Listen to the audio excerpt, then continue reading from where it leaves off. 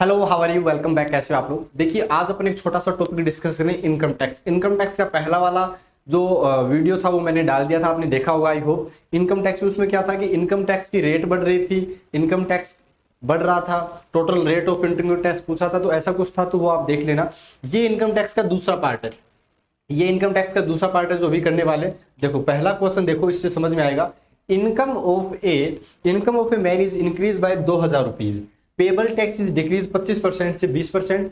Both case में 29% income of tax free. देखो, दो तीन चीजें इसमें समझने की। तो ये कि कितना पैसा टैक्स फ्री है, तो वो अगर सेम है पहले वाले में और दूसरे वाले में, तो जो भी परसेंटेज देखा उसका मतलब नहीं। जैसे इसने क्या बोला है, 29% पहले भी नहीं था, मतलब पहले भी उसके ऊपर पैसा नहीं देना पड़ता था टैक्स के रूप में, और बाद में भी नहीं देना पड़ता, तो ये तो हटा दो, इसका तो कोई उद्देश्य नहीं है।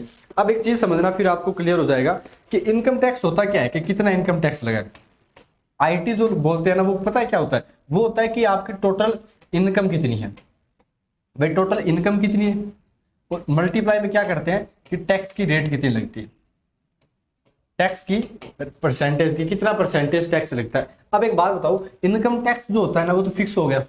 अब जैसे मान लो इनकम बढ़ी, जब इनकम बढ़ेगी तो टैक्स रेट घटेगा, इनकम बढ़ेगी तो टैक्स रेट घटेगा, क्योंकि इसे तो फिक्स करना है ना अपने पास में।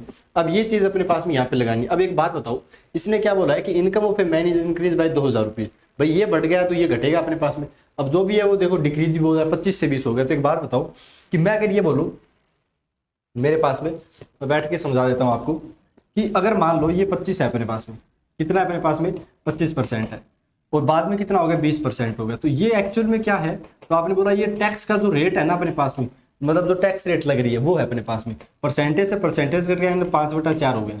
तो मैं ये बोलूँ कि इनकम का क्या रेशियो हो जाएगा, तो आपने बोला जब ये फिक्स था तो इनकम इसकी उल्टी हो जाएगी कि नहीं हो जाएगी, मतलब ये जब 5/4 है तो वो 4/5 हो गया।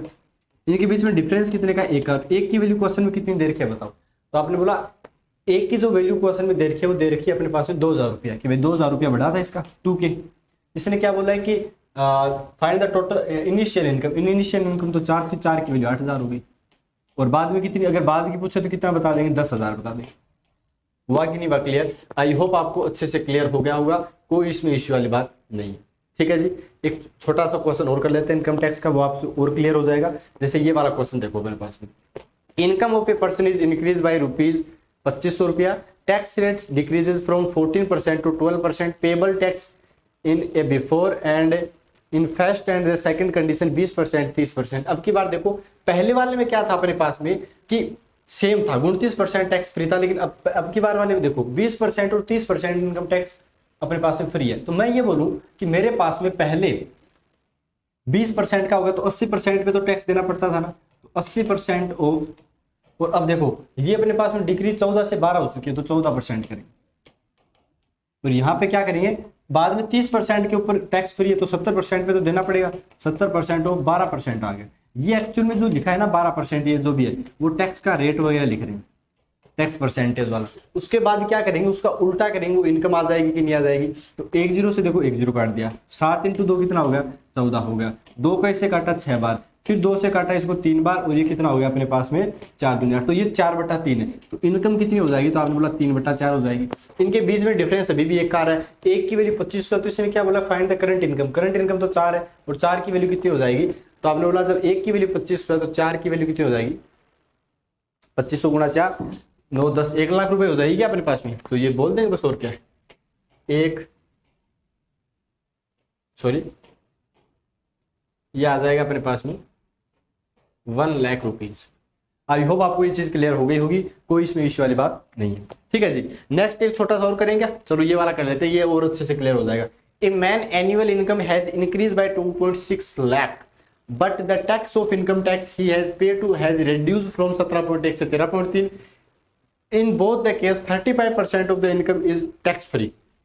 अब देखो दोनों के अंदर 35% टैक्स फ्री है, तो 35% पे तो नजर रखो ही मत।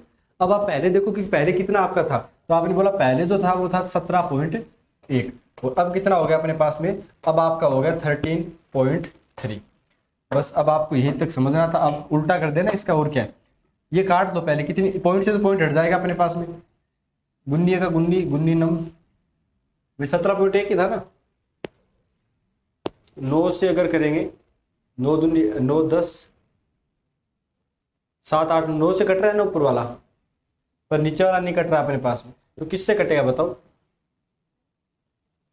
19 से काट लो, 19 से ये 9 बार कटेगा और ये 19 से काटेंगे तो 19 आता 133 हो गया क्या अपने पास में? 19 इंटू 7 देख लेते हैं, 19 इंटू 7 कितना होता है? 9 7 63, 6 6 12, ठीक है 133 होता है। इसका मतलब 9/7 हो गया। तो अगर एक बात हो इसका रेशियो कितना हो जाएगा, तो आपने बोला 7 से 9 हो जाएगा। और इन दो की वैल्यू कितनी देर की है क्वेश्चन के अंदर, तो आपने बोला 2 की वैल्यू 2.6 लाख देर की है। भाई 2 की वैल्यू तो 2.6 लाख है। इसने क्या बोला, income if the paid equal tax in both cases what is the initial income. Initial income तो 7 थी, 7 की 2 की वैल्यू ये, तो 1 की वैल्यू 1.3 हो जाएगी, 7 की वैल्यू 7 थी 21, 2 7 8 9 9.1, यानी 9.1 लाख हो जाएगी, ठीक है क्या? आई होप आपको क्लियर होगा। तो छोटा सा कॉन्सेप्ट था इनकम टैक्स का, आई होप आपको क्लियर हो गया होगा। 3 टाइप के क्वेश्चन कराए थे, जिसके अंदर पहला जो क्वेश्चन था उसके अंदर आपको बताया था कि 29% का है, तो आपने कुछ नहीं किया, डायरेक्ट रेशियो लेके कर लिया। दूसरे के अंदर क्या था कि आपको बताया गया था कि पहले अलग कटता है पैसा, दूसरे पे आपको अलग छूट मिलती है, तो आपने उनका भी परसेंटेज ले लिया।